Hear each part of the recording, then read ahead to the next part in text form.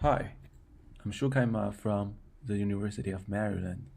In this talk, we would like to introduce to you our hypermodel of study the energy flow in interconnected wave chaotic system. This work is a collaboration between the University of Maryland, the Naval Research Laboratory, and the University of Nottingham. The problem that we're dealing with, which is coupled complex structures, can be seen in many scenarios, such as the coupled quantum dots, arrays, and these coupled cabins that is inside the ship. People are generally interested in studying the transmission problems of the coupled structures. But these type of problems are actually not simple to be solved. For example, the EM propagation in these coupled metal enclosures, it's very hard to solve because the high frequency waves is very sensitive to structure details. So these structures can be called as wave chaotic system. To better understand the meaning of the wave chaotic system, we have two diagrams here. Imagine if you have two rays with first being very short wavelengths as compared to the dimension of the structure. If those two rays are launched at the same spot, but there's some very small initial differences between their trajectories. As you can imagine, their trajectory will diverge exponentially as they bouncing inside the structure. So for these systems, deterministic numerical methods such as using software like HFSS or CST might not be the number one choice to study the EM properties inside the system. The reason being because the wave of interest is electrically small, so that very dense meshing will be required for your simulation model. And you might expect your simulation time to be very long if you want to reach steady state. And the most important thing is that because the trajectory of the waves is very sensitive to structure details, then some very small changes of your boundary condition will actually completely making your numerical solutions invalid. So for these systems, people generally use statistical method to study the EM properties. In the several slides, we're first going to introduce two statistical methods to you. The first one being the power balance method, the second being random coupling model. And then we're going to present the hypermodel, which combines the best virtue of power balance and random coupling model. And third, we're going to compare the hypermodel prediction to the experimental results. And finally, we are going to summarize the talk. Okay, so first of all, the power balance method, PWB. This method is brought up in the 20th century, late 20th century, and is used in many fields, including acoustics and microwaves. They have many versions of power balance method, but basically it will divide your complex system into several sub-volumes, and the goal is to search for the average power density inside each volume. Some information you need to construct your model is these so-called cross-sections. The cross-section are two types, the first being the wall losses, the second being the leakage through the wall. And after you have those cross-sections, you can generally write the balance of power equation for each sub-volumes, which you just make the gain and the loss in each sub-volume to be equal. A quick example for a three-cavity system is like this. So for power balance, you just write this matrix equation.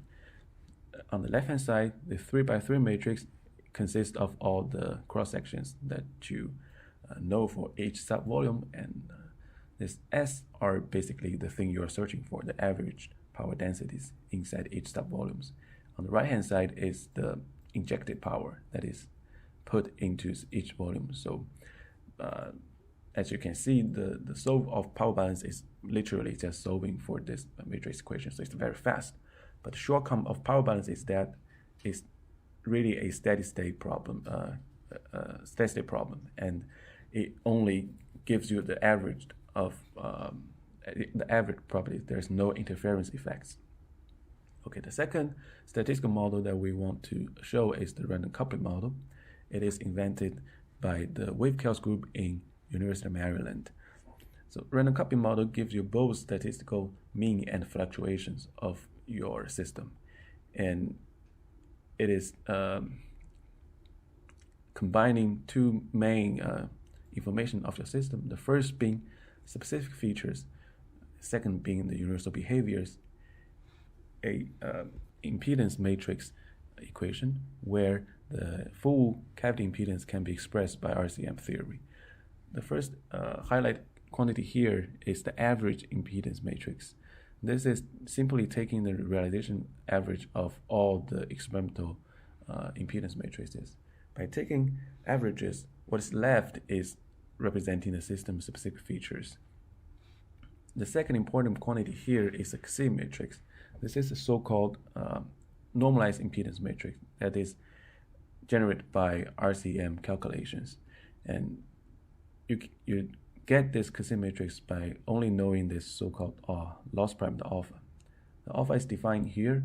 You can understand it as the 3 dB bandwidth of a certain one closed cavity mode resonance versus the mean spacing between all the cavity modes. Quickly summing up of the two methods, for the power balance, it is fast, but there's no fluctuation involved in this solution. For RCM, it gives you very good mean and fluctuation predictions for your system, but the whole algorithm will slow down if the coupling channels between your subsystem goes to larger numbers. So our goal is to construct a new statistical method that merges the advantage of both models. And this being the hybrid method that we kind of introduced in the first few slides of the talk. To quickly illustrate the main idea of the hybrid model, we take the example of a linear chain of connected cavities. So we're going to use power balance method to cover the first cavity to the second last cavity. From power balance, we're going to search for the energy flow that is flowing from the second last cavity to the final cavity. And after that, taking the solution from power balance, we're going to use random coupling model to give you the fluctuation of power and finally deliver it to the port number 2. Okay, and as we described previously, we're going to compare the hybrid model to actual experiments. And here is the experimental setup. Still is a linear chain of connected cavities. There are 3 cavities shown in the figure here. They are connected through the circular apertures that is open on the wall of the cavity. And there is going to be 2 ports that is injecting and receiving the microwave signals. So the microwave will be injected from one transmitter, rattling around from the first to all the way the 3rd cavity, and then be captured by the receiver. From all those measurements, we are mainly focusing at the induced voltage at the load. And because we're studying the statistical properties, so we're going to perturb the system by moving a metallic object inside the subcavities and moving it repetitively so that you have an ensemble of measured data. And the statistic of the induced voltage at the load is shown as the PDF here. The solid lines is from the direct measurement that we conducted. The dotted line is the corresponding hybrid model predictions.